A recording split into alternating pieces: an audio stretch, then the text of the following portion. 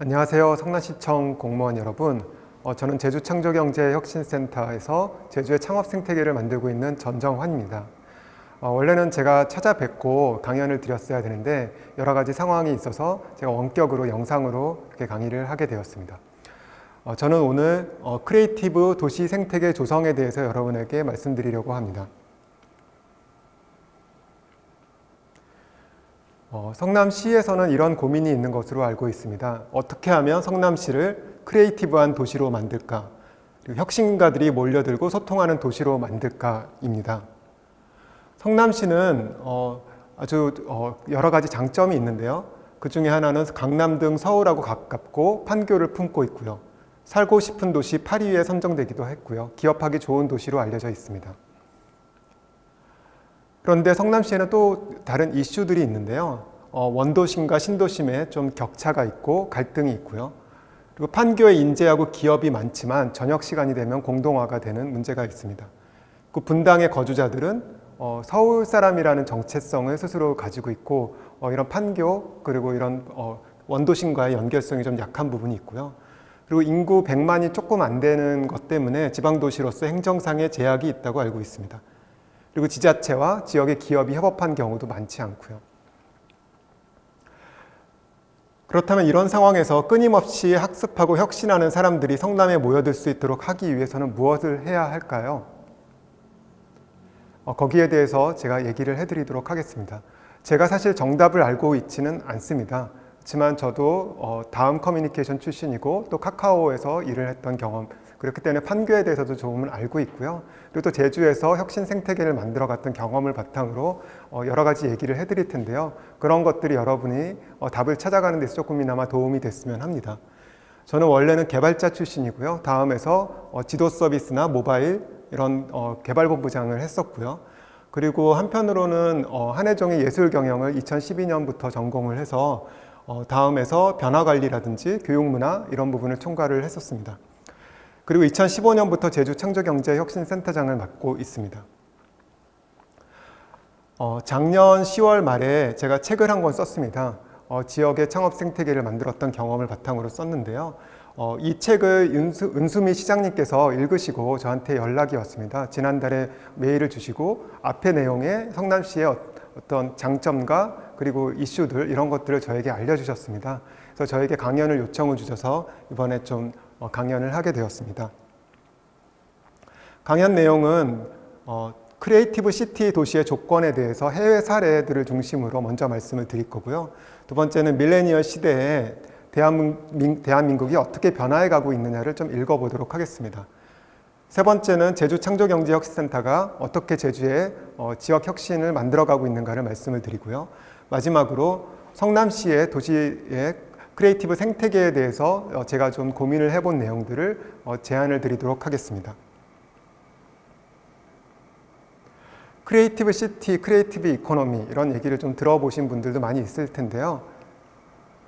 창조경제라는 용어가 우리나라 정부에서 만든 걸로 아시는 분들이 많더라고요. 근데 사실은 그렇지 않고요.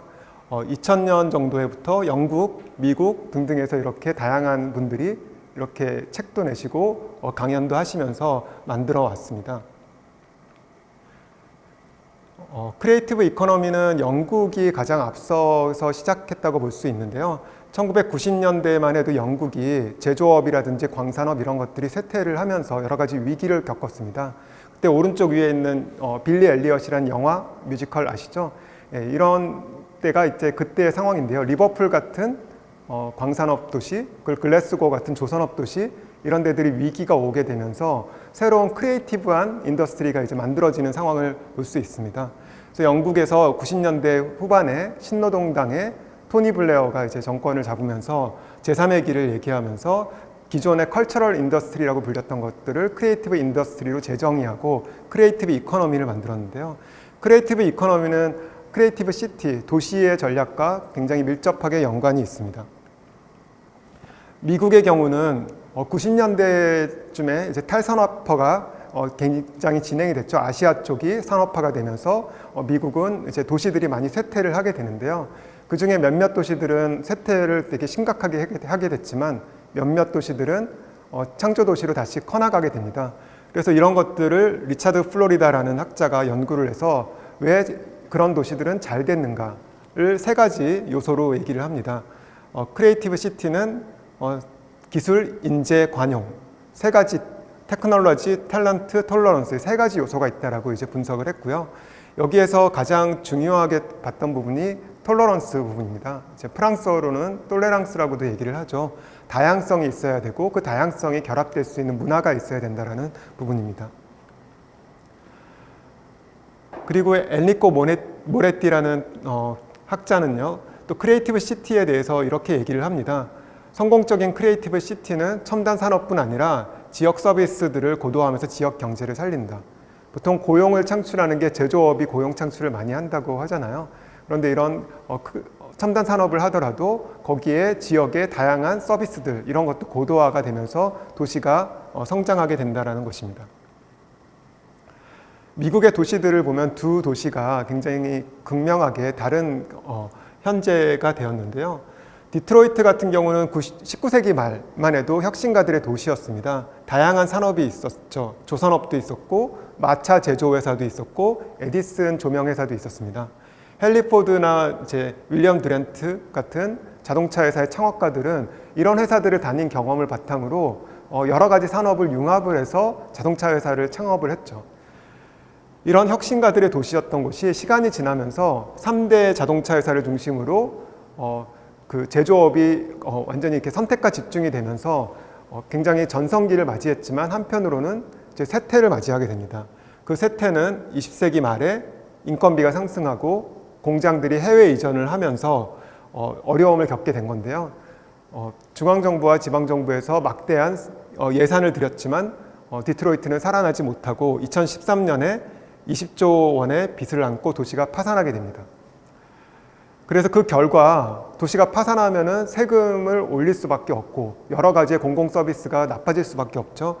그래서 살인 등 강력범죄 비율이 미국 평균의 5배가 되고 경찰을 불러도 1시간 정도나 돼야지 올 정도로 공공 서비스가 나빠졌다고 합니다. 한편으로는 스웨덴의 말메를 예를 들 수 있는데요. 말메는 1970년대까지 세계 조선업의 대표적인 도시였습니다. 그런데 1980년대부터 동북아시아 국가들이 주도권을 가지게 되면서 조선소가 문을 닫게 되는데요.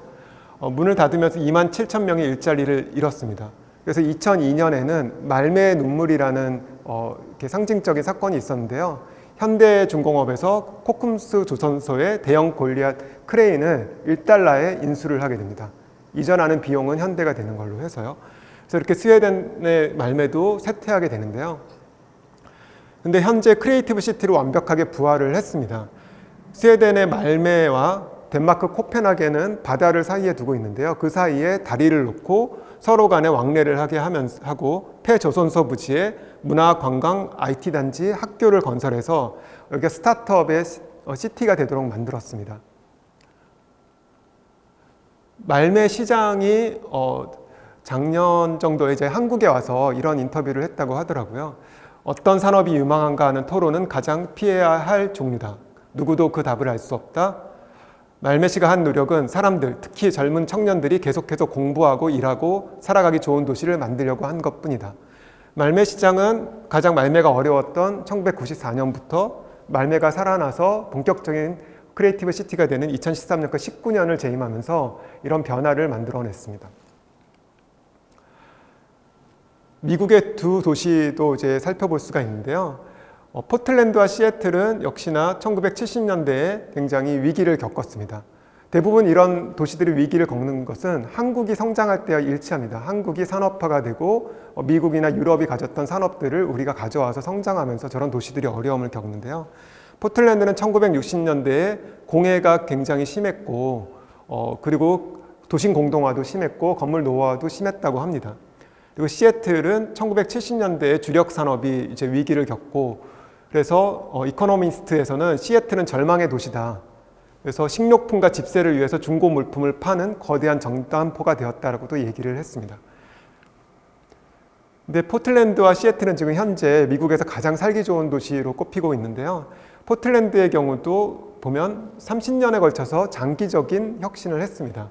포틀랜드 시장과 오레곤 주지사는 서로 당이 달랐습니다. 당이 달랐는데도 불구하고 포틀랜드 시내를 원래 관통하기로 했던 고속도로를 포틀랜드 교외로 빼고 거기에서 절약된 예산을 가지고 포틀랜드의 대중교통을 확충하고 포틀랜드를 걷기 좋은 도시로 만들었습니다.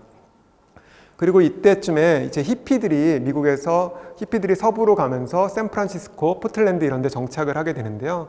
이렇게 새로운 문화가 접목이 되면서 시민사회가 커나가게 되고 정부는 그런 것을 지원을 하게 됩니다.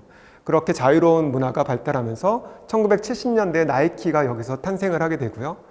그리고 월레맥강은 아주 깨끗한 명소가 되었고요.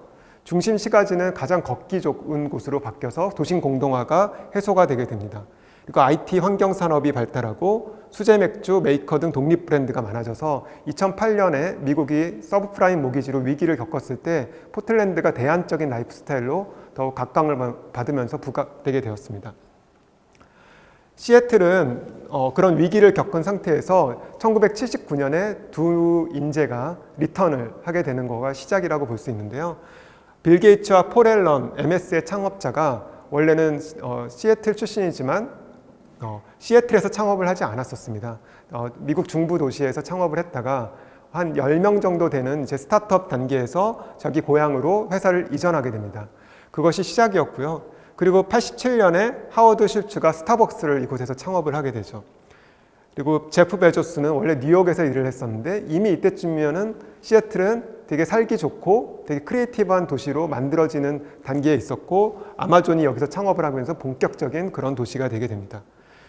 그리고 단지 이런 IT 산업뿐 아니라 인디 밴드 너바나가 여기서 생기면서 얼터너티브 록과 독립음악의 중심지가 되고 미국의 대표적인 커뮤니티 호스텔인 에이스 호텔도 이곳에서 탄생을 하게 됩니다. 이런 도시들은 기존의 다른 중공업 도시나 이런 데랑 다른 부분은 그런 인프라나 그런 거를 통해서 공장 이전이나 이런 것들이 일어나는 문제로부터 자유로운 겁니다. 왜냐하면 인재들이 와 있고 그 인재들이 또 새로운 인재들을 불러들이고 그들이 커뮤니티를 이루고 있기 때문에 이들을 바로 다른 곳으로 다 모든 사람을 옮기는 것은 불가능하죠. 그래서 이렇게 인재들이 모여들어서 서로 간에 끌어당기는 도시가 크리에이티브 시티라고 볼 수 있고요. 크리에이티브 시티의 조건을 생각을 해보면 초기에 강력한 초기의 개척자들이 있었다고 볼 수 있습니다. 이들이 매력적인 산업을 만들고 그리고 문화를 만들었죠. 그리고 이들에게 이끌려서 인재들이 몰려들고 그래서 그 도시에 있는 청년들은 성장할 수 있는 기회를 가지게 됩니다. 그리고 이런 환경을 만드는 데 있어서는 민간만이 한 것이 아니라 민간과 공공이 창의적인 협력을 통해서 장기적인 10년, 20년, 30년에 걸쳐서 변화를 만들었다고 볼 수 있습니다. 또 하나의 사례는 브라질의 사례인데요. 브라질의 쿠리치바라는 도시는 1970년도에 개발도상국의 일반적인 도시들과 마찬가지로 무분별하게 개발이 되고 환경오염도 극심했습니다. 그런데 현재는 가장 좋은 생태 수도 그리고 크리에이티브 시티가 되었는데요. 그 과정에는 자이미 레르네르라는 시장이 있었습니다. 이 시장도 20년 가까이 재임을 하면서 크리에이티브 시티로 바뀌었는데요. 이분은 시장이 되기 전에 도시 두뇌 집단 쿠리치바 도시계획연구소라는 것을 운영을 했었고요. 이분이 시장이 된 이후에 했던 것은 도시의 호의성을 만드는 거였습니다. 먼저 시가 시민들에게 호의적인 어떤 행동을 하고 시민들이 서로 호의적인 행동을 할 수 있도록 유도를 하는 정책을 지속적으로 폈던 것이죠. 그 중에 하나가 시청의 거리에 나무를 심은 후에 시민들에게 물을 주도록 이렇게 유도를 하고 그런 분들에게 어떤 보상을 주거나 하는 방법이었고요. 시민들이 재활용 자원을 수집해 오면 음식과 버스표로 교환해 준다든지 거리의 아이들에게 공짜 음식을 주는 대신에 강좌를 듣게 한다든지 이런 활동들을 지속적으로 하다 보니 공공기물을 파기하던 시민들이 좀 더 책임감을 가지고 공공장소를 지키는 사람으로 변화했다는 것입니다. 역시 이런 변화도 1, 2년간에 일어난 게 아니라 10년 이상 장기적으로 일어난 변화이고요. 찰스 랜들이라는 영국의 그 컨설턴트는 크리에이티브 시티 메이킹이라는 책에서 크리에이티브 시티에 필요한 혁신 자본을 이렇게 다양하게 얘기를 합니다. 지적 자본, 인적 자본, 사회적 자본, 창조적 자본, 문화 자본, 리더십 자본, 환경 자본인데요. 우리나라 도시들은 경제적으로 성장하는 데 집중을 하다 보니까 이런 자본들이 되게 균형을 이루게 골고루 발달한 곳이 많지 않습니다. 그래서 어떻게 우리 도시를 크리에이티브 시티를 만들까 할 때는 이런 자본들을 어떻게 키울 것이냐가 반드시 따라야 된다고 볼 수 있습니다. 크리에이티브 시티 조성을 위한 상황은 지역마다 다르다고 저는 생각을 합니다. 그래서 이런 해외 사례를 봤지만 일단 대한민국이 어떻게 변화해가고 있는가 맥락을 잇는 것이 굉장히 중요하다고 생각을 합니다. 그래서 제 책에서는 대한민국의 밀레니얼 시대에 어떤 변화가 오고 있는가를 많은 이야기를 해드리고 있는데요. 요즘에 이런 키워드들이 많이 이제 언론에도 등장을 하죠. 90년대생이 온다라는 책이 문재인 대통령이 청와대 전 직원에게 선물한 책으로 돼 있고 많은 분들에게 읽히고 있습니다. 공무원분들도 이제 밀레니얼 세대들, 90년대생들이 뭔가 좀 다르게 사고하고 다르게 행동하기 때문에 여러 가지 그런 조직 문화에서 여러 가지 고민들이 있는 것으로 알고 있습니다. 그렇다면 이런 변화는 왜 일어나는 걸까요? 사실 이런 게 세대 차이로 보이지만 본질적인 부분은 시대가 변화하고 있다는 것입니다. 우리나라는 초단기 압축 성장을 했기 때문에 짧은 기간 안에 산업화를 이루고 민주화를 이루고 그리고 또 새로운 세대, 밀레니얼 세대로 넘어가고 있는데요. 이런 것들이 다 성공적으로 다 해냈죠. 어떻게 보면 뭐 중국 같은 경우는 산업화는 이루었지만 민주화는 못 갔기 때문에 홍콩에서 지금 여러 가지 문제들이 일어나고 있거나 이런 리스크가 있지만 우리는 그런 것을 다 해냈기 때문에 지금 자유민주주의 진영에서 우리나라를 되게 주목을 하고 있는 것이죠. 그래서 그렇지만 우리나라 안에서 이렇게 여러 세대가 공존하고 있기 때문에 서로 간에 갈등도 많고 이거를 뭐 오해도 많고 이렇게 이런 상황인 것 같습니다. 이런 변화를 읽으면서 도시를 어떻게 만들 거냐가 우리가 해야 될 일이라고 볼 수 있고요. 밀레니얼 시대에 살고 싶은 도시도 과거와는 다르게 변화하겠죠. 중앙일보가 2019년에 조사한 것에 따르면 가장 살고 싶어하는 도시 1위는 강남구, 2위는 서귀포, 3위는 제주시로 나왔습니다. 가장 덜 매력적인 도시는 울산, 다른 곳으로 이주하고 싶다라는 응답이 가장 많은 시도는 충남으로 나왔는데요. 흥미로운 것은 울산은 2007년부터 10년간 1인당 국민소득이 1위였던 곳입니다. 과거에는 울산은 기회의 도시였죠. 80년대, 90년대 울산에 가면은 고소득을 받을 수 있는 그런 곳이었습니다. 그런데 밀레니얼 세대들은 울산은 재미없는 도시라고 느끼는 거예요. 여기가 미래가 없다. 자신들이 어떤 가치를 실현하기가 어렵다라고 느끼고 있는 거죠. 충남도 정부 부처가 이전을 했지만 그렇지만 한편으로는 거기에서 도시의 어떤 매력이라든지 이런 것들이 부족하다고 느끼는 것 같습니다. 그래서 왜 이렇게 변화하는가를 좀 우리나라 근대사를 중심으로 한번 좀 간단히 짚어보도록 하겠습니다. 20세기에 우리에게 가장 주어졌던 소명은 근대화였죠. 미스터 션샤인을 저도 되게 재밌게 봤는데요. 여기에 보면은 사실 일본이 우리보다 한 몇십 년 더 빨리 근대화를 했다라는 이유로 우리는 정말 나라를 잃는 수모를 겪었죠. 그래서 아마 그때 분들의 생각은 빨리 우리 근대화를 해야 된다. 이런 생각뿐이었을 것 같아요. 근데 근대화는 두 가지로 볼 수 있을 것 같습니다. 산업화와 민주화. 근데 이 산업화와 민주화를 우리는 잘 이루었죠. 근데 그 결과 강남이 꼭지점인 피라미드의 세상을 만든 것이죠. 이제 작년 초에 스카이캐슬이라는 드라마도 이제 나왔죠. 강남에 있는 분들이 물질적으로 성공했지만 이분들이 자녀들에게 물려주려는 것이 그런 가치라든지 행복 이런 게 아니라 의사가 된다라는 것도 의사가 가장 고소득을 할 수 있는 것이고 사회에 상층부하기 때문에 생각하기 때문에 물려주려는 것이지 어떤 가치에 대한 얘기를 하지 않습니다. 그러다 보니 자녀들이 굉장히 숨막힐 것 같고 힘들어하게 됩니다.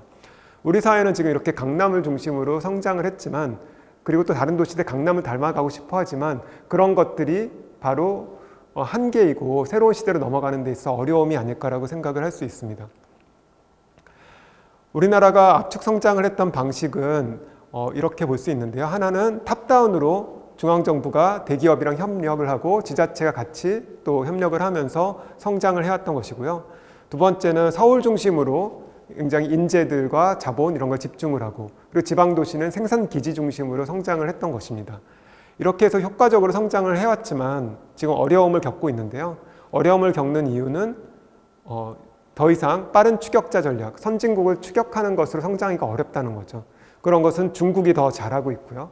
그리고 과거에는 대기업도 작은 기업으로서 새로운 것들을 만들어가면서 성장했는데 이젠 대기업들이 후속 스타트업들이 혁신 성장을 하는 거에 오히려 걸림돌이 되는 경우도 있다는 것입니다. 그리고 서울 수도권의 인재가 과밀되고 지방은 산업을 쇠퇴하고 또 인구가 감소기까지 접어들면서 여러 가지 어려움이 있고요. 그리고 정치와 행정이 과거에 성공했던 그 방식에 굉장히 매몰되어 있어서 이 변화하고 있지 못하다라는 게 또 여러 가지 어려움으로 볼 수 있습니다. 인구 절벽은 지금 일본이 우리나라보다 10년에서 15년 정도 빨리 겪었는데요. 지금 뭐 800년부터 2100년까지 쭉 시뮬레이션을 해보면 인구가 최근 100년 사이에 급증을 했지만 또 급감을 지금 하기 시작했습니다. 근데 인구가 급증하는 거를 기준으로 경제가 모두 돌아가고 있던 걸 급감하게 되면은 많은 변화가 있겠죠. 그래서 일본에서는 지방 소멸이라는 책도 나오고 우리나라에서도 지방도시 살생부라는 책도 나오고 있을 정도입니다. 그런 인구 감소 시대에 그럼 우리가 수도권으로 다 계속 모여들어서 살기만 하면은 되는 것과 지방은 다 버리고 아마 그러지는 못할 겁니다. 지방에 여러 가지 어려움이 생기면 또 세금을 그쪽으로 투여를 해서 살리려고 할 것이고요. 그러면 전국이 다 어느 순간에 한계에 올 것이고요. 또 지방 도시들이 몇몇 군데는 아주 잘해서 사람들을 끌어모은다고 하면은 수도권에 만드는 인프라, 건물들 그런 것을 누가 채우게 될까요? 그래서 이런 것들이 잘못하면 제로섬 게임이 될 수도 있는 거죠. 그래서 이런 부분에서 우리가 어떻게 이게 전국에 있는 도시들의 문제를 같이 풀어갈 거냐가 우리의 과제라고 볼 수 있습니다. 우리나라가 이제 산업화하는 과정에서 도시들이 도시 정체성을 잘 만들지 못해서 성장을 하다가 한계에 부딪힌 경우가 많은데요. 그 중에 하나가 부산으로 볼 수 있습니다. 부산은 1980년대에 전 세계 가죽운동화 생산의 80%를 점유를 했는데요. 부산이 나이키와 같은 브랜드를 만들지는 못했습니다. 그때 이제 국제상사라고 해서 프로스펙스 같은 게 나왔죠. 요즘에 다시 밀레니얼 세대가 프로스펙스 브랜드를 다시 사랑하는 걸로 알고 있는데요. 그런 브랜드들을 만들려고 했지만 한계가 있었던 거는 제 생각에는 도시의 브랜드와 이 기업의 브랜드가 서로 시너지가 나지 않아서 그런 것 같습니다. 부산은 산업도시로서의 머물러 있었고 그렇지만 이런 것들이 전 세계의 브랜드로 만들려면은 뭔가 라이프 스타일이라든지 선진국으로서 선도하는 그런 브랜드 전략이 있었어야 될 것 같은데요. 포틀랜드 같은 경우는 아웃도어 문화의 중심지인 도시의 어떤 아이덴티티가 있고 그것이 나이키의 성장과 함께 갔다고 볼 수 있습니다. 그래서 우리나라는 지금 시대와 지역의 전환기에 있습니다. 과거에 산업화를 통해서 물질적으로 잘 살아보자고 해서 쭉 왔던 시대가 있고요. 이제는 우리가 물질적으로 선진국이 된 사회에서 가치 중심의 사회, 그런 탈물질주의 사회로 넘어간다고 볼 수 있고요. 서울과 중화공업도시의 중심의 선택과 집중이라면 이제는 지방도시 각각의 정체성을 가지고 살기 좋은 도시, 일하기 좋은 도시로 변화해 가야 되는 시기가 되었습니다. 이런 것들을 만들어내는 분들이 지역을 혁신하는 로컬 크리에이터 스타트업이라고 볼 수 있고요. 그리고 지방정부의 역할도 점점 중요해진다고 볼 수 있습니다. 매슬로우의 욕구 단계를 다들 아실 것 같은데요. 매슬로우의 욕구 단계를 보면은 안전 욕구, 이런 경제적이나 안전이나 이런 것들이 먼저 충족이 되면 자아 실현의 욕구로 높아진다고 얘기를 하고 있습니다. 그래서 매슬로우가 이제 말년에 얘기했던 거는 이제 거꾸로 삼각형을 그려서 인간이 본연에 추구하고 싶은 것은 자아 실현 그리고 의미를 추구하는 것인데 경제적이나 안전 욕구가 먼저 충족이 돼야 하기 때문에 이런 것들을 실현 못할 뿐 본연의 욕구는 저것이다라고 얘기를 하고 있죠. 그리고 잉글하트라는 경제학자는 전 세계 국가들을 다 이렇게 설문을 통해서 5년에 한 번씩 분석을 하고 있는데요. 이분의 분석에 따르면 1970년대에 서구는 탈물질주의 사회로 이제 바뀌었다고 합니다. 기존에 물질적인 것을 추구했던 것에서 이제 그런 가치 중심으로 자기 표현을 하는 사람들이 많아진 거죠. 그 기점이 된 거는 60년대 말에 68 운동이라고 불리는 유럽의 반문화 운동 그리고 미국에서 베트남 참전 반대를 하면서 히피 운동 이런 것들이 이제 기점이 되었다고 얘기를 합니다. 그래서 미국의 대학생 중 70% 이상이 당시에 자신을 히피라고 생각했다고 하고요. 스티브 잡스도 1955년생이지만 10대 때부터 이런 히피 문화의 영향을 받았고 스티브 잡스의 인터뷰를 보면은 히피 운동에 대해서 굉장히 존중을 하면서 자신도 뭔가 표현을 하고 싶었고 자기가 표현을 잘할 수 있는 매체가 컴퓨터였기 때문에 자신은 이것을 했다라고 얘기를 합니다. 돈을 벌기 위해서 컴퓨터를 한 게 아니라 자신이 뭔가 재밌고 자기를 표현하는 것을 하려다 보니까 애플도 만들고 픽사도 인수하고 이렇게 크리에이티브한 인더스트리를 만들었던 거죠. 일단 우리나라도 이제 그런 것을 그때쯤 추구했으면 좋지 않았을까 생각을 할 수 있는데요. 사실 1970년 우리나라 신문을 보면은 외국인 히피족 입국 불허라는 기사가 있습니다. 저 때는 우리나라는 아직까지는 물질적으로 되게 가난했고 산업화를 이제 막 시작하는 시기였기 때문에 저런 문화가 들어올 때 일부 세시봉 같은 그런 문화로 남아있긴 하지만 그 한계가 있었던 것이고요. 이제 물질적으로 잘 살게 된 90년대 이후에 그런 문화가 생기게 되죠. 그래서 우리나라가 단기간에 압축 성장을 하다 보니까 세대별로 자신이 경험한 게 다릅니다. 그래서 1940년대생을 기준으로 보면은 20대가 됐을 때 4.19 혁명, 5.16 쿠데타 이런 것도 겪고 경제개발 5개년 계획에 열심히 참여를 했죠. 이분은 산업화, 민주화 이런 근대화를 하는 데 있어서 격동기에 어떤 역할을 했던 거고요. 그리고 60년대생은 1980년에 광주 민주화 운동을 20대 때 겪으면서 민주화를 이루어야겠다는 소명을 가졌던 분으로 볼 수 있습니다. 그리고 저 같은 70년대생은 서태지와 아이들 그리고 소련 붕괴 이런 것을 20대에 보면서 뭔가 좀 더 자유로운 표현 이런 것들 가치 추구 이런 것들을 생각을 했던 것이고요. 저의 밑에 세대인 80년대생 90년대생은 한일 월드컵을 겪으면서 세계로 우리가 뻗어나갈 수 있다는 것을 느끼게 되고 또 한편은 세월호 사건 같은 걸 겪으면서 뭔가 이런 우리나라가 좀 더 공정하고 좀 더 청년들을 위한 사회가 돼야 되지 않나 이런 생각을 하게 된 것 같습니다. 이런 다양한 사람들이 이렇게 모여 사는 것들이 우리나라의 특징인데요. 그렇기 때문에 우리나라의 어떤 가능성이 있는 것 같습니다. 1990년대에는 이제 IMF를 겪으면서 탈물질주의 사회로 넘어가는데 우리가 좀 실패를 했다고 볼 수 있는데요. 지금 20년 이상 지난, 30년 지난 현재 방시혁 같은 분과 그리고 90년대생 BTS가 같이 협력을 해서 전 세계에 뻗어나가는 어떤 메시지나 그런 것들 컨텐츠 산업을 하고 있고 이런 상황들을 보면은 전 세계가 우리나라를 이제 좀 주목할 수 있고 우리가 이런 새로운 시대를 열 수 있다고 볼 수 있을 것 같고요. 그래서 다양한 세대가 서로 갈등을 할 수도 있지만 시너지도 낼 수 있고 또 이런 것들이 지금 청년 세대가 서구 사회가 60년대에 가졌던 만큼의 인구수는 아니지만 다양한 세대들이 같이 소통하고 만들면서 새로운 가치를 만들 수 있는 시대인 것 같습니다. 또 그때 60년대 서구에서 이제 탈물질 사회로 넘어갈 때는 매스미디어 시대여서 그때는 락큰롤이라든지 이런 것들을 라디오 이런 걸 통해서 새로운 시대를 열었다면 지금은 개인 미디어, 유튜브, SNS 이런 걸 통해서 자기 표현을 하면서 만들고 있다는 특징이 있고요. 그리고 우리나라를 넘어서 전 세계랑 소통을 할 수 있는 특징이 있습니다. 최근에 이제 코로나 바이러스 때문에 굉장히 전 세계가 혼란을 겪는데 우리나라가 전 세계에서 되게 주목을 받고 있잖아요. 근데 그 이유를 생각을 해보면 우리나라가 과거의 그런 그 전통적인 사회에서 산업화, 민주화 그리고 자유주의를 굉장히 잘 결합한 모델로 만들어가고 있기 때문에 지금 코로나 상황에서 잘 대응을 하지 못하는 서구 사회에서 보면은 우리나라가 굉장히 롤모델로 보이는 것 같아요. 그래서 서구의 경우에는 자유주의가 개인주의로 계속 이렇게 너무 가게 되면서 공동체가 좀 파괴됐던 부분이 있는 것 같습니다. 그래서 위기의 상황에서 공동체가 협력을 해야 되는 부분에서도 그냥 개인들의 프라이버시를 우리가 보호하는 게 1순위야. 그리고 기업의 자유를 올리는 게 1순위야. 이런 것들이 이제 가게 되는데 우리나라는 위기의 상황에는 협력을 하고 또 평상시에는 자율성을 높이고 하는 유연한 협력을 할 수 있다는 것을 보여주었고요. 그리고 중국 같은 아직은 그런 개인의 자유가 허용되지 않는 그런 전체주의적인 감시체계 이런 것들은 대안이 아니라고 다들 생각을 하고 있는 거죠.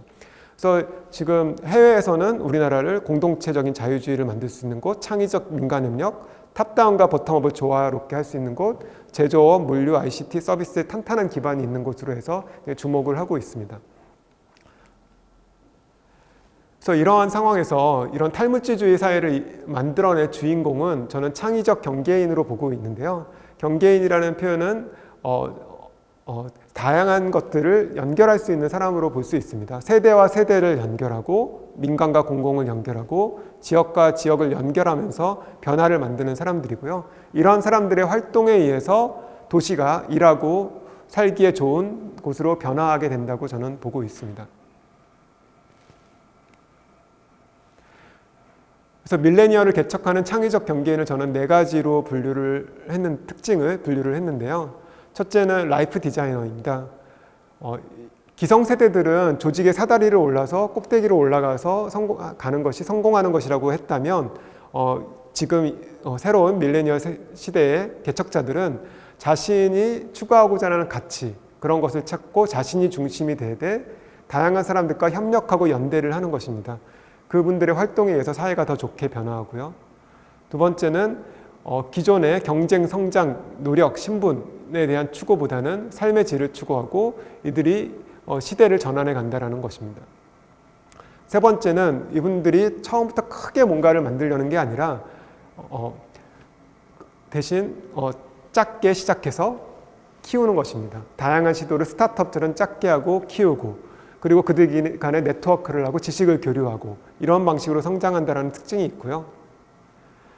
그리고 이분들은 서울 중심의 사고, 강남 중심의 사고에서 좀 탈피하는 경향이 있습니다. 강북의 골목골목의 그런 곳들을 더 좋아하고요. 그리고 지방도시에 자기랑 맞는 도시 이런 것들을 찾아서 변화를 만들어가고 있고 이런 분들의 노력에 의해서 한강의 기적으로 이루었던 그러나 반대편에는 헬조선이라고 불리는 이런 문제들을 해결해 갈 수 있다고 보고 있습니다.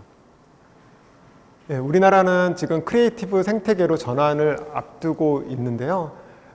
크리에이티브 시티의 어떤 생태계 요소라고 하면은 스타트업 생태계, 투자 생태계, 그리고 협력하면서 또 경쟁하는 이런 문화, 그리고 삶의 질이 높은 라이프스타일 도시, 창의적인 인재들과 기업들이 모여드는 도시, 이런 요소들이 있다고 볼 수 있습니다. 찰스 랜드리는 이렇게 말했습니다. 도시가 지역의 고유성과 정체성을 발견하고 발전시키며 세계의 다른 도시들과 어떤 관계를 맺을 것인지를 생각해야 한다. 다른 도시들을 부러워하지 말고 우리 도시의 고유의 정체성을 바탕으로 세계의 도시들의 일원이 돼가는 것이 중요하다는 것이죠. 그래서 이런 도시 생태계를 만들기 위한 밀레니얼 도시 개척자들의 역할은 이분들은 도시의 고유한 자원을 발굴하고 도시의 정체성을 강화합니다. 그리고 도시의 다양성을 부여해주고 삶의 질을 높여주고 지적, 인적, 사회적 자본을 키웁니다. 그리고 다양한 사람들의 협력 네트워크를 만들고 또 민간과 공공이 함께 도시의 변화를 만들어가게 됩니다. 그러면 제주에서 혁신생태계 조성을 하고 있는 제주창조경제혁신센터의 사례를 말씀을 드리고자 합니다. 전국에 창조경제센터가 여러 군데 있는데요. 도시의 생태계와 연결해서 하는 것은 아마 저희가 거의 유일한 것 같습니다. 그래서 이런 부분에 있어서 좀 저희 사례를 공유를 드리도록 하겠습니다. 일단 제주도의 역사를 한번 살펴보도록 하겠습니다. 아까 대한민국의 다양한 세대를 얘기를 드렸는데요. 모든 도시가 이런 역사를 한번 쭉 펼쳐볼 수 있을 것 같아요. 제주도는 1960년대 중반부터 감귤산업이 발달을 했다고 합니다. 감귤산업이 발달하면서 감귤나무 한두 그루만 있어도 자녀를 대학에 보낼 수 있었던 시절이었고요. 그때는 이제 말은 제주로 보내고 사람은 서울로 보낸다는 얘기가 있었죠. 그랬던 시절에 많은 인재들이 이제 서울로 떠나게 되고 또 제주에 있는 분들은 또 제주의 산업을 일구었습니다. 그리고 70년대 중반이 돼서 제주도가 신혼여행지로 많이 이렇게 자리를 잡게 되고요. 그리고 1988년에 들국화의 최성원이 제주도의 푸른밤이라는 노래를 이제 작곡을 했는데요. 1988년 굉장히 상징적인 해라고 봅니다. 88 올림픽이 있었고 그때 강남이 본격적으로 개발이 되었고 아파트가 건설이 됐습니다. 근데 최성원은 한편으로 아파트보다는 제주도의 풍경이 좋다라는 노래를 부르기 시작했던 거죠. 그래서 제주도에 대한 로망은 강남이라는 어떤 그런 발전과 또 반대급부적으로 새로운 탈물질적인 가치를 찾는 그런 욕망하고 같이 커나갔다고 볼 수 있고요. 그래서 2000년대 넘어들어서 제주 국제자유도시가 이제 만들어지고 2007년에 서귀포 출신의 서명숙 이사장이 시사저널 편집장으로 이제 일을 하시다가 스페인 산티아고를 여행을 가서 본인이 너무 지친 마음을 달래고 있었다고 합니다. 그러다가 내 고향 서귀포가 더 좋은 곳이라는 것을 느끼게 돼서 돌아와서 만든 것이 올레길이죠. 그래서 지방 도시 출신이 서울에 가서 성공을 하는 스토리에서 넘어서서 그런 경험을 바탕으로 내 지역을 더 가치 있는 곳으로 만들 수 있는 그런 대표적인 시작이라고 볼 수 있습니다. 그리고 2010년에 문화이민자 이주를 본격화한 이효리의 이주가 있었고요. 그리고 2015년에 제주 창조경제혁신센터가 개소를 했습니다. 그래서 제주 출신들을 이렇게 나이대로 보면은 서로 다른 제주에 대한 상을 가지고 있다는 걸 저는 발견할 수 있었는데요. 50대 이상이 되는 분들 중에 서울에 가서 성공하신 분들은 제주도에 대해서 되게 척박하다고 얘기를 하십니다. 거긴 척박한 곳이야. 제가 센터장을 여기 맡게 됐을 때도 거긴 힘들 거야. 척박한 곳이야. 얘기를 하셨습니다. 그리고 제주도에 계신 50대 이상의 분들은 약간 외지인들이 오는 것에 대해서 약간의 거부감이나 불안감이 있으신 것 같고요. 그리고 자녀들을 서울에 보내야지 성공한다고 생각을 하시는 것 같았습니다. 그런데 한편 10대, 20대로 내려가면은 제주 출신이든 아니든 제주도에 대한 어떤 가치를 되게 보고 있고요. 그리고 제주 출신이라고 이제 10대, 20대도 부모님한테 듣는 것보다는 서울에 있는 여기 도외에 있는 친구들에게 듣는 제주에 대한 이미지 이런 거에서 자기가 프라이드를 느끼는 경우가 있고요. 제주에 한 번쯤 살아보고 싶은 곳, 내려와서 뭔가 나를 실현하고 싶은 곳으로 많이 느끼고 있습니다. 이런 것들이 시대가 변화하고 세대가 변화하면서 도시가 변화하는 거라서 볼 수 있고요. 그래서 제주창조경제혁신센터는 2017년에 제주 창업생태계 지속성장 리서치에서 제주를 스타트업 아일랜드로 재정립을 하고자 했는데요. 내 삶의 변화와 성장을 꿈꾸는 자유로운 상상과 연결이 가능한 더 넓은 세상으로 나아가는 곳으로 만들고자 했습니다. 일하기, 살기, 관계 맺기, 투자 맺기 이런 세 가지 요소들이 다 풍부하게 만들어져야 된다고 저희는 봤고요. 그래서 저희 센터는 혁신적인 주체들의 매개자, 촉진자, 그리고 미디어 역할을 하고 있습니다. 새로운 연결을 통한 창조의 섬 제주라는 비전을 가지고 저희들은 이런 일들을 하고 있고요. 저희는 중소벤처기업부, 제주도, 그리고 카카오가 함께 이런 생태계를 만들어가고 있습니다. 그래서 스타트업이나 로컬 크리에이터를 중심에 놓고 다양한 주체들을 연결해서 시너지를 나게 하는 게 저희들의 역할로 볼 수 있고요. 대표적인 사례 중에 하나가 로컬 브랜딩 스쿨인데요. 제주에는 많은 장인들이 있습니다. 수십 년간 뭔가를 만들어 왔던 분들이 있는데요. 이런 분들이 지금 밀레니얼 세대나 이런 분들이 구매하거나 좀 접근하기에는 아직은 조금 어려운 것 같아요. 근데 이런 분들과 크리에이터들을 연결해서 저희는 작은 학교 같은 것을 운영을 했습니다. 그걸 통해서 이분들이 그런 자신들의 어떤 공방이나 이런 데서 조금 나와서 오픈마인드가 돼서 젊은 세대들과 소통하면서 새로운 것들을 만들도록 하는 로컬 브랜딩 스쿨이고요. 여기에서 제품이 나오게 되면은 저희의 목표는 지역 기업인 한라산이라든지 또 아라리오 뮤지엄 또는 카카오 프렌즈를 만드는 카카오 IX 이런 데를 연결해서 새로운 제품들을 유통할 수 있지 않을까라고 생각을 하고 있습니다. 그리고 제주에 다양한 인재들이 몰려들게 하기 위해서 제주 한 달살이 프로그램 제주다움을 저희는 운영을 하고 있는데요. 이런 분들이 한 달에 10명 남짓 지속적으로 들어오고 연결되면서 다양한 시너지가 나고 있습니다. 그리고 저희는 한 4년 전부터 리모트워크 관련된 사업을 했는데요. 원격 근무를 하기에 좋은 섬이라는 저희는 생각을 했기 때문에 다양한 미드업을 하고 리모트워크 관련한 출판 사업을 했습니다. 그리고 지역 혁신 생태계를 조성하기 위해서 저희는 다양한 기관들 그리고 부처를 넘는 협력을 이제 하고 있는데요. 대표적인 것이 제주 원도심을 중심으로 해서 제주의 창업 생태계를 만드는 것입니다. 제주 창조경제혁신센터와 제주 도시재생지원센터는 소관부서가 다릅니다.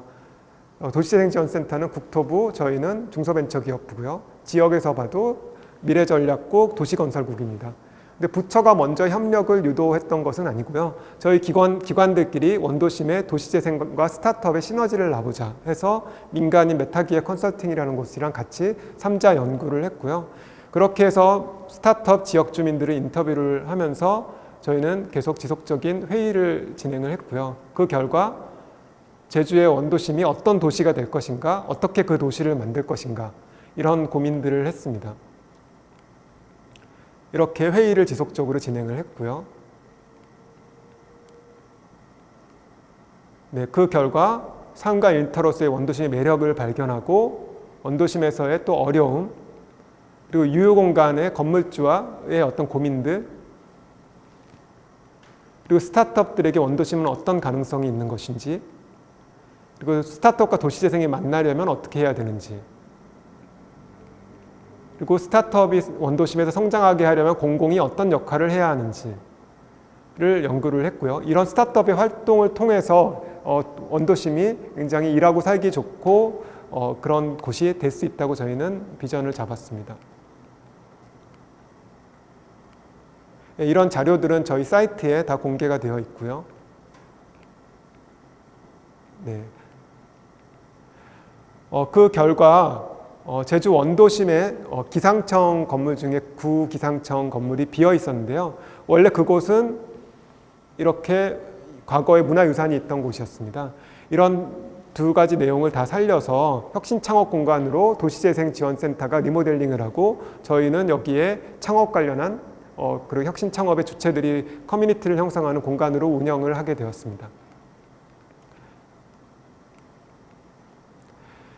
그래서 과거에 우리 산업화 시대에는 탑다운으로 이제 그런 일을 했다고 말씀을 드렸는데요. 앞으로는 지역의 문제를 중심으로 공공과 민간이 마치 인터넷망처럼 네트워크로 연결돼서 혁신을 해야 된다고 저는 생각을 하고 있고요. 아까 그 사례들을 보면 제주창조경제혁센터와 도시재생지원센터가 민간과 함께 지역 문제를 함께 바라보고 거기에서 나온 결과물들 이런 것들을 다양한 쪽에 공유를 하다 보면 이런 부처 간의 협력이라든지 민간에서의 네트워크라는 이런 것이 만들어진다고 저희는 보고 있습니다. 그리고 저희 센터는 싱크탱크를 운영을 하고 있는데요. 싱크탱크를 통해서 제주의 가능성 이런 것들을 같이 논의를 하게 되고요. 콜로키움을 열고 또 가을에는 제이커넥트데이라고 해서 전국에 있는 지역 혁신가들을 모여서 같이 학습을 하고 실천한 사례들을 나누는 그런 프로그램을 하고 있습니다. 그 결과는 또 아카이브에서 공유를 하고 있고요. 그래서 제주도는 전국에서 좀 약간 특이한 곳인 것 같습니다. 서울 중심으로 발전해왔던 우리나라가 다양한 지방도시를 중심으로 발전을 해야 되는데 가장 앞서 있는 것이 제주도인 것 같습니다. 제주도의 이미지, 브랜드, 산업적으로는 굉장히 여기에 크게 성장한 곳이 아니라고 볼 수도 있지만 탈물질주의적인 어떤 가치를 실현하는 곳으로는 가장 앞장서 있다고 볼 수 있고요. 그래서 저희가 전국에 있는 혁신가들을 모아서 프로그램을 진행할 때 다들 오셔서 여기에서 서로의 경험을 나누고 또 돌아가셔서 또 활동을 하시는 일들이 지속적으로 일어나고 있습니다. 네, 여기까지 제주도에 대한 이야기였고요. 이제 성남시에 대한 이야기를 해보고자 합니다. 성남시가 어떻게 하면 크리에이티브한 도시가 될 수 있을까? 혁신가들이 몰려들고 소통하는 도시로 만들까? 아까 맨 앞에 공유드렸던 성남시의 고민이었는데요. 앞에서 또 공유드렸던 내용이 성남시의 어떤 강점, 그런데 이슈들이 있었습니다. 그리고 이런 것들을 통해서 우리가 어떻게 성남이 혁신하는 사람들이 모여들 수 있는 도시로 만들까에 대한 고민이었죠. 저는 지역의 변화를 만드는 데는 3단계가 있다고 생각을 합니다. 첫째는 지역의 고유의 정체성을 발견하고 그것으로부터 미래상을 상상해 보는 것입니다.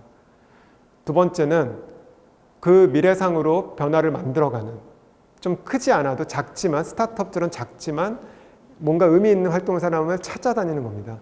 그분들을 찾아서 그분들을 이제 저희가 모으는 거죠.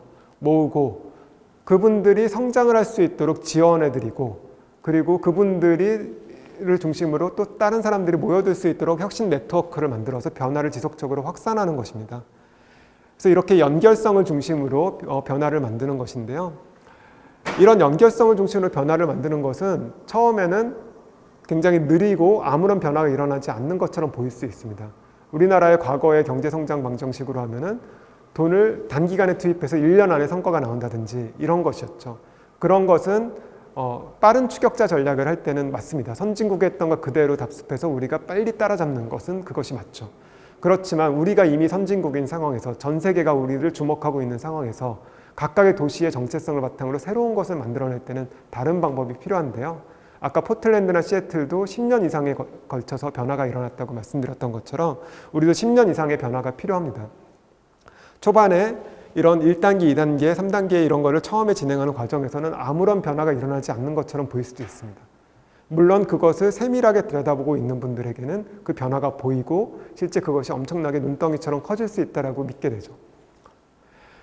그런데 그런 것들이 네트워크 효과에 의해서 시간이 지날수록 어느 순간 스타트업이 스케일업이 되듯이 급격히 올라가는 시점이 오게 됩니다. 그럼 이때까지 지속적으로 그런 활동을 하는 것이 굉장히 중요하겠죠. 공공도 지속적인 정책을 펴고 그리고 민간도 지속적인 이런 것들을 할 수 있는 주체들이 나타나야 되는 것이 핵심이라고 볼 수 있습니다. 그래서 성남시의 크리에이티브 도시 생태계 만들기를 저 나름대로 생각을 해봤습니다. 세 개의 권역이 서로 간에 굉장히 다른 이유로 그 성남의 자리를 잡았다고 들었습니다. 그런데 그 세 권역이 서로 간에 공감대가 없는 상태에서 한 번에 그거를 묶어서 비전을 수립하려면 저는 어렵다고 생각을 했습니다. 그래서 각자 다른 이유로 서울의 남한산성 아래쪽에 성 밖에 자리를 잡았지만 이들이 자신의 가치를 존중하는 것에 시작을 해야 된다고 생각을 합니다.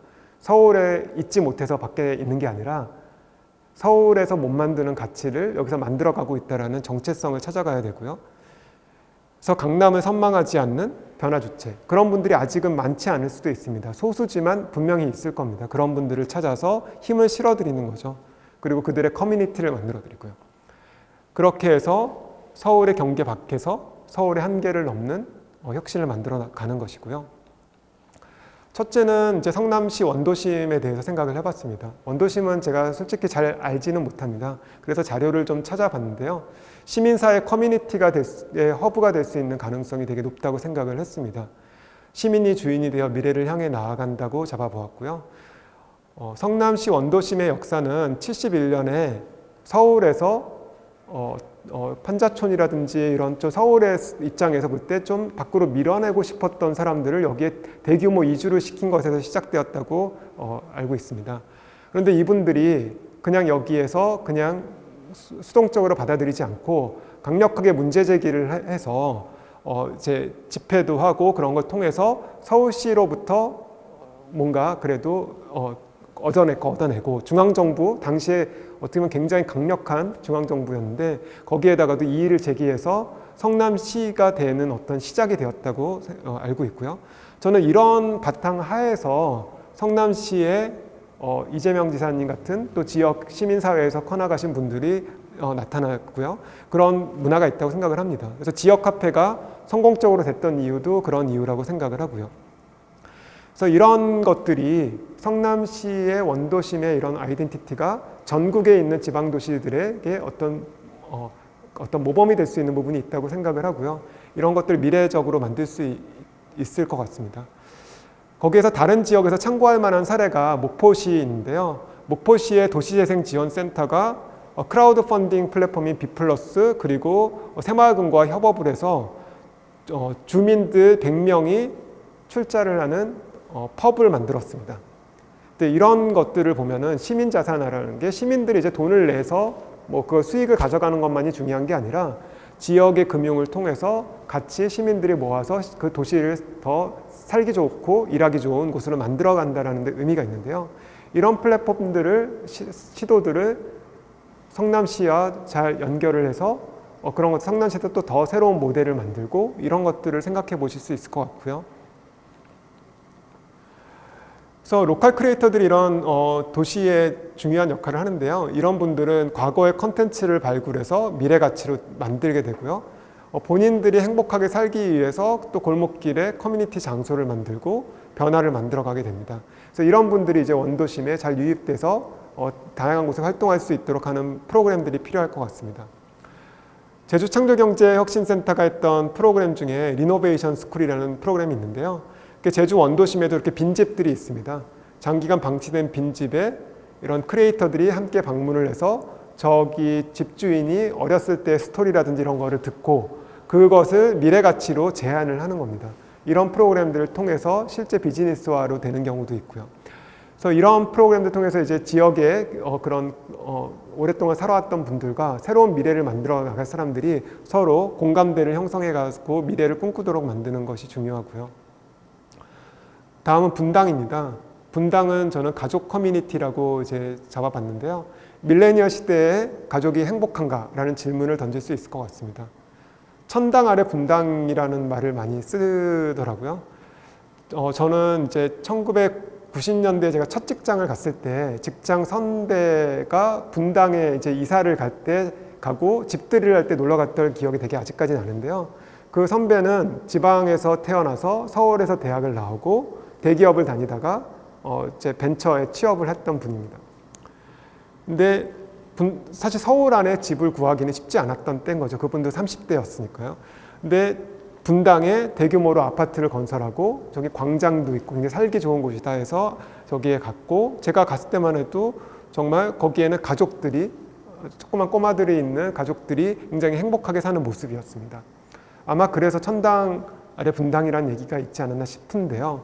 근데 현재 보면은 부동산 사이트에서 천당 아래 분당이라는 용어를 계속 쓰시더라고요. 그래서 부동산 가격만을 원했던 건 아닐 겁니다. 아마 저분들이 천당 아래 분당이라고 했을 때는 나의 가족의 꿈을 이루고 싶었던 곳인데, 그런 것들이 어느 순간 가족의 행복은 사라지고 부동산 가격만 남은 것이 아닌가라고 생각을 할 수 있죠. 그러면 지금 현재 그때 20, 30대였던 분들이 50대 이상, 50대, 60대가 된 지금, 그분들은 지금 은퇴를 앞두고 있거나 하셨겠죠.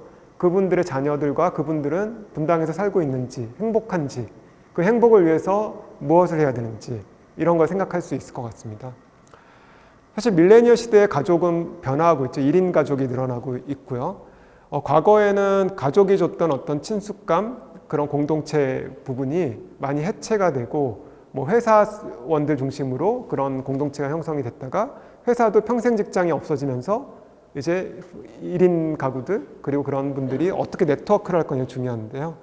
그래서 얼마나 자주 외로운가의 설문을 보면은 밑에 세대로 넘어갈수록 외로움이 점점 커지고 있다는 것을 알 수가 있고요. 그래서 영국에서는 외로움 담당 장관까지 임명할 정도로 이게 전 세계적인 문제라고 합니다. 이런 상황에서 스타트업들이 좀 새로운 가족의 어떤 모델을 하는 시도들이 있습니다. 남의 집 프로젝트라는 이제 스타트업이 있는데요. 여기에 김성용 대표는 원래 카카오 출신입니다. 판교에서 실제 근무를 계속했던 친구예요. 근데 이분은 자기 집을 이렇게 공유를 해서 모르는 사람들이 와서 같이 책 읽고 가기, 이런 모임을 취미로 하다가 어느 순간 보니까 서로 취향이 같은 사람들끼리 자기 집을 공유하고자 하는 니즈가 있다는 걸 알게 됐습니다. 예를 들어 오디오를 수집하는 사람들이 집에 오디오 수집해 들려줄 사람이 없는 거죠. 그럼 오디오 좋아하는 사람 불러가지고 음악을 들려주고, 세계 여행 좋아하는 사람이 여행 갔다고 수집해놨는데 그걸 보여줄 사람이 없는 거예요. 그러니까 여행 좋아하는 사람 모여서 모이면 자기 스토리를 얘기해주고, 그리고 심지어 고수를 좋아하는 모임, 사람들의 모임도 있습니다. 그 쌀국수에 넣는 고수 있잖아요. 그래서 고수를 좋아하는 사람이 모여서 고수 요리를 해 먹는다든지, 그런 것들을 연결해주는 플랫폼 사업이에요. 그래서 새로운 형태의 가족들이 행복하게 살 수 있는 방법을 제안을 하는 거죠. 또 한편으로는 하이브 아레나라는 곳이 있는데요. 이분은 전 세계에서 이제 서울에 와서 살고 있는 분들, 이런 분들 또는 체류하고 있는 분들을, 외국인들을 같이 코리빙, 함께 사는 겁니다. 함께 살고 이분들은 아기도 같이 낳아서 살면서 이제 그분들이 마치 비정상회담처럼 되게 재밌는 일들이 있고 서로 공감대가 형성되는 이런 형태의 이제 새로운 가족 모델도 있습니다. 그러면은 이런 식의 어떤 이제 변화에 있어서 분당에 있는 가족들은 어떤 변화를 할 거냐, 그런 걸 로컬 크리에이터나 스타트업들이 어떤 변화를 만들어갈 수 있을 거냐, 이런 고민을 해볼 수 있을 것 같습니다. 또 판교는 인재들의 커뮤니티, 인재들이 함께 성장하는 학습 공동체로 잡아봤는데요. 제 판교의 카카오에 근무했던 백영선 님이라는 분이 자신이 심심해서 만들었던 프로젝트가 낯선 대학이라는 프로젝트인데요. 이것은 매주 특정 요일 저녁 때 모여서 한 2시간 정도 서로 간의 경험을 공유하고 서로 간의 교수가 되고 학생이 돼주는 프로그램입니다. 그래서 1년짜리 과정을 해서 서로 간에 졸업장도 주고 그래요. 처음에 시작은 지인 7명이 또 지인 7명을 데려서 49명이 시작을 했다고 합니다. 이런 것들이 사실 판교 약간 도심 공동화를 얘기했지만 실제 이런 것들이 자발적으로 일어나고 있었다는 거가 되게 중요한 것 같습니다. 근데 이런 활동이 지속적으로 더 잘 되고 확산할 수 있도록 도움을 주는 사람은 아무도 없었던 거죠. 그래서 이런 부분에서 지금 어떻게 이 생태계를 키워갈까라는 생각을 할 수 있고요. 그래서 지금 밀레니얼 시대에는 한 가지 업종만 가지고 일을 하는 사람들 이렇게 많지는 않습니다. 자기 일을 하면서 또 자기 삶을 전환해야 되고 또 경제인으로서 취미 활동도 다양하게 합니다. 그래서 판교에 있는 얼마나 인재들이 많습니다. 개발자, 디자이너, 기획자 이런 분들이 취미 활동으로 클래식 전공을 하는 사람도 있고 또 다양한 일들을 하는 사람들이 많거든요. 근데 그런 분들이 판교에서 생활적인 어떤 부분에서 다양한 활동을 할 수 있게 유도를 한다면 판교가 공동화가 저는 일어나지 않을 거 생각합니다. 저녁 때도 재미있는 모임들이 열리고 낮에도 점심시간 외에 나머지 시간대는 보면은 거의 비어 있거든요. 가게들도. 그런 데서도 재미있는 일이 있고 굳이 아이돌 같은 그런 사람들 불러서 광장에서 공연을 하지 않더라도 이런 분들이 상시적으로 공연을 할 수 있겠죠.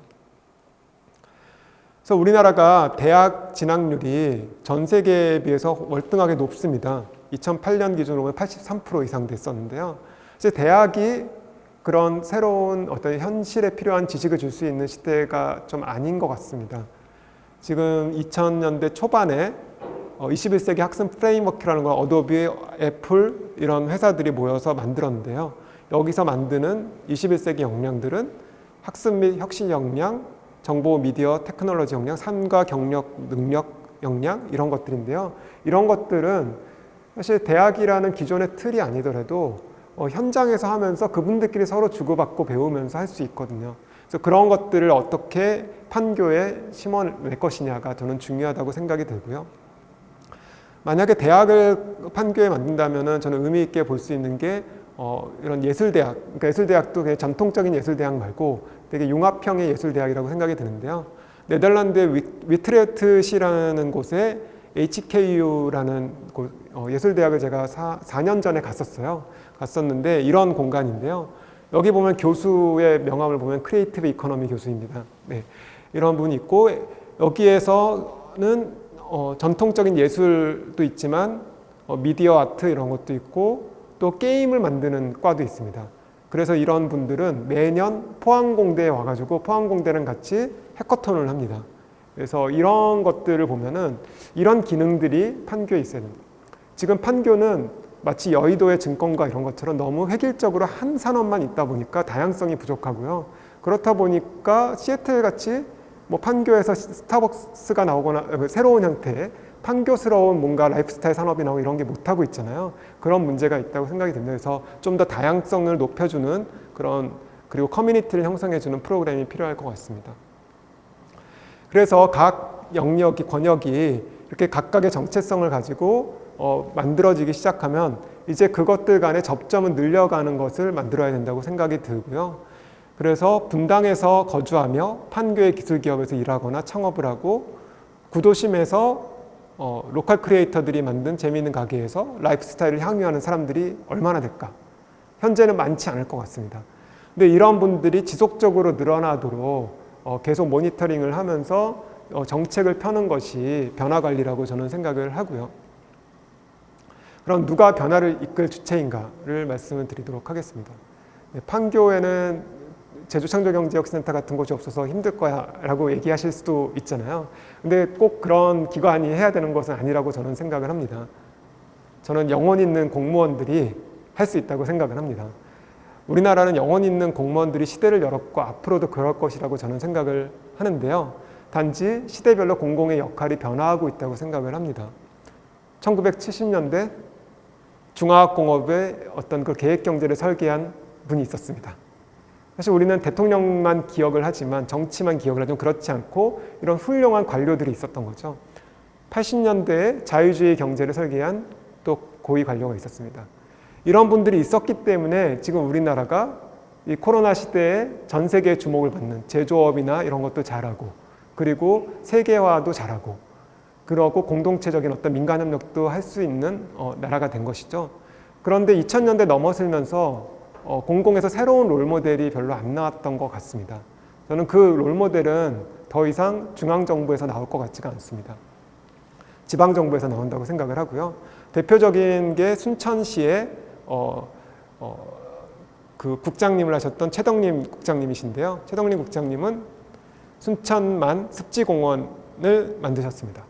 그래서 공무원이 스스로 계속 공부를 하고 또 그런 변화를 만들어가고 여러 가지 그 모험적인 어떤 그런 도전을 통해서 이것을 이루어냈고요. 그래서 순천시의 연간 방문객이 900만 명 정도 되는데 그중에 3분의 2가 순천만 습지공원이 지금 만들어내고 있습니다.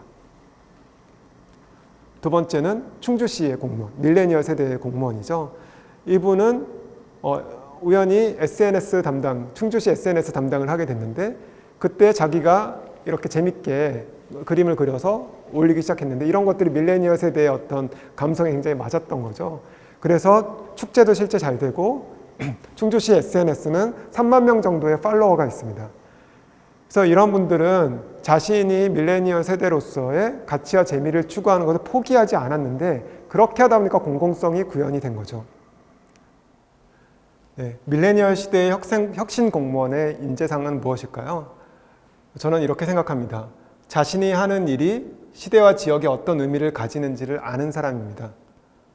두 번째는 끊임없이 다양한 사람들과 함께 실천하고 배우는 학습자입니다.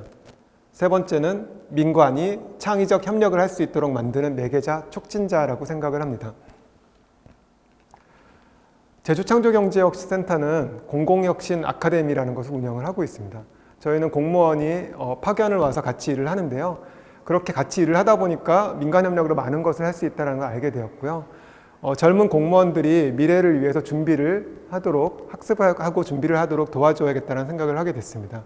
그래서 이 프로그램에 이렇게 다양한 공무원들, 5급에서 7급에 해당되는 공무원들이 참여를 하고 있는데요. 이분들은 이렇게 워크숍을 통해서 우리가 공정성을 만드는 부분과 그리고 융통성을 하는 부분 사이에서 어떻게 잘 지혜롭게 해야지 공공성을 실현할 수 있는 이런 고민을 한다든지 이런 걸 통해서 이제 미래를 준비해 나가고 있습니다. 이런 프로그램들을 통해서 저는 공무원들에 대해서 좀 더 이해를 하게 되는데요. 공무원들은 이런 얘기를 많이 듣는다고 하더라고요. 공공은 영원히 없다. 민간이 혁신의 주체고 공공은 혁신의 방해자다. 공공은 아무 일도 안 하는 게 돕는 것이다. 공무원은 평생 직장을 보장받는다. 순환 보직으로 인해 전문성을 키울 수 없다. 공공은 안정을 추구해야 하므로 위험을 감수하는 변화를 추구해서는 안 된다. 공공은 문제가 발생하지 않는 것이 목표며 발생하기 전엔 이슈를 건드리지 않는 게 좋다. 지방공무원은 중앙공무원보다 권한이 작다. 행정은 정치의 신여다. 수직적 의사결정 구조로 인해 실무자들이 할 수 있는 일은 아무것도 없다. 근데 이런 것들이 하나씩 사실 깨지기 시작했습니다. 공공성은 영혼을 통해서 구현이 되고요. 민간과 공공이 함께 혁신의 주체가 되어야 하고요. 또 공공만이 할 수 있는 역할이 있고 민간이 함께 해서 시대 변화를 만드는 것이고 시대에 따라 공공의 역할은 변화한다는 것입니다. 그리고 일본의 사례를 볼 수 있듯이 공무원도 감축될 수 있습니다. 그래서 커리어를 준비를 해야 되고요. 그리고 순환보직은 법이 아닌 관행입니다. 아까 순천시에 그런 순천만 공원을 만든 국장님 계속 생태 관련된 쪽에 연관된 과에서 계속 머무시면서 지속적인 혁신을 만드셨고요. 그래서 전문성은 만들 수 있다. 그리고 공공도 위험을 감수하고 앙트러프러너십을 발휘할 때 큰일을 할 수 있다. 그리고 21세기의 공무원은 문제가 발생하기 전에 문제를 발견하고 정의하고 협력적 문제 해결을 해내야 한다. 그리고 정치보다 행정이 더 길고 연속적이다. 지역 분권의 시대의 지방공무원은 중앙공무원보다 권한과 책임이 커진다. 공공성은 각자의 자리에서 구현할 수 있다. 현재 자리에서 못하는 사람은 직급이 올라가도 못한다. 입니다. 다시 찰스 랜드리의 얘기로 돌아가서 세계에서 가장 창조적인 도시를 추구하지 말고 세계에 이바지하는 가장 창의적인 도시를 만들고자 노력하라는 것으로 마무리를 하도록 하겠습니다. 저는 성남시가 강남을 따라서 강남보다 나은 도시가 되는 게 목표가 아니라 성남시 각각의 정체성, 그분들이 자신의 자부심을 가지고 미래를 설계할 수 있고 성남시가 우리나라 다른 도시에 기여를 하고 세계에 기여를 할 수 있는 그런 도시로 성장해 나가기를 바라겠습니다. 네, 감사합니다.